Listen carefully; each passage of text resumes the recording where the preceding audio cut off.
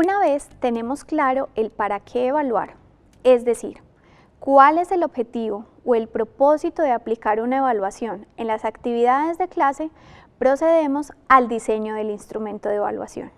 Por ejemplo, si lo que se busca es reconocer los saberes previos que tienen los estudiantes sobre un determinado tema, convendrá proponer una prueba de diagnóstico, mientras que si el objetivo es evidenciar si el estudiante se encuentra en la capacidad de aplicar un conocimiento, podrá ser más apropiado tener una prueba tipo análisis de casos. Un instrumento de evaluación es una herramienta que se implementa con la finalidad de verificar la apropiación de los conocimientos o de medir el desempeño de una persona. Este puede ser aplicado al inicio, durante o al finalizar determinada actividad de aprendizaje. Existen muchas opciones para la realización de pruebas, cada una de ellas con características puntuales. Por ello, deben ser seleccionadas en función de lo que se desea valorar conforme a las metas de aprendizaje trazadas.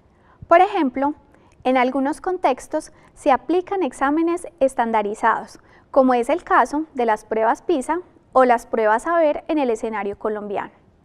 Este tipo de exámenes tienen como finalidad valorar a grandes grupos a partir de unos criterios básicos y universales.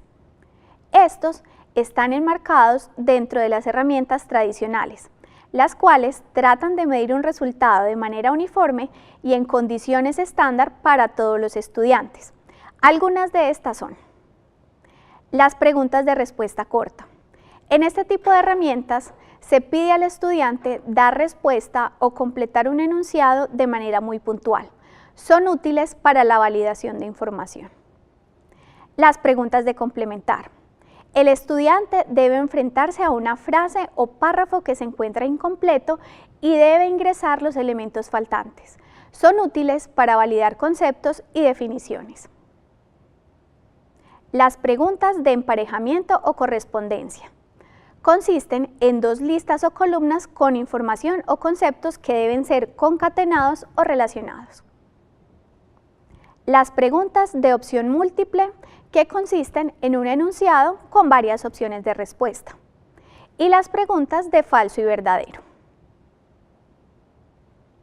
Hay otro tipo de instrumentos para la evaluación que están orientados a medir la capacidad de análisis del estudiante, de argumentación o su grado de desempeño para determinada competencia, y que, aunque al igual que las tradicionales, establecen unos parámetros genéricos para todos los estudiantes, motivan al desarrollo de propuestas particulares. Ejemplo de ellas son las composiciones y ensayos. En ellas se pide al estudiante desarrollar una idea en un escrito o proponer una idea propia y defenderla con argumentos. Estas son apropiadas para la realización de análisis o para desarrollar el pensamiento crítico en los estudiantes. Los cuestionarios de preguntas abiertas, donde se procura verificar la aplicación de conceptos a situaciones concretas. Mapas conceptuales, que pueden ser aplicados para evidenciar la capacidad para jerarquizar conceptos. La resolución de problemas, que enfrentan al estudiante a una situación real en la que pueden ser aplicados todos los elementos teóricos que fueron vistos.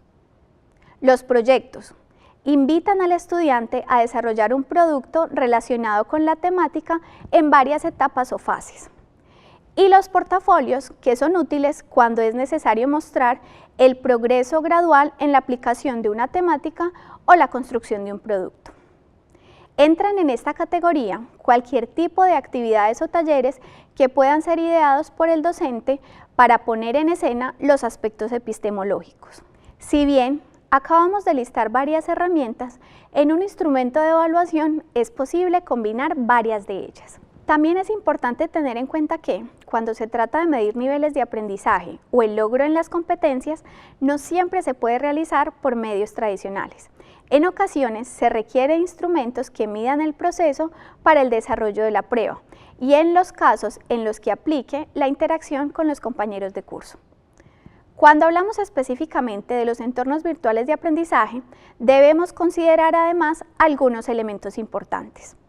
Si la actividad propuesta deberá ser desarrollada en un tiempo límite dentro de la plataforma o se fijarán plazos concretos para su realización, como sucede por ejemplo en la asignación de un ensayo o de un caso de estudio, en la que se puede entregar las indicaciones generales al estudiante al iniciar la semana y pactar la entrega para el fin de semana.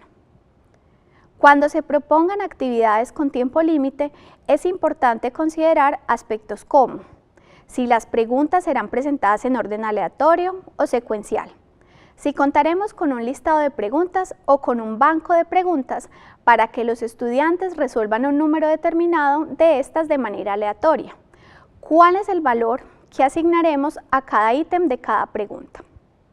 En el caso de entregables, si el estudiante contará con anterioridad con los criterios bajo los cuales será valorado el producto o insumo a desarrollar.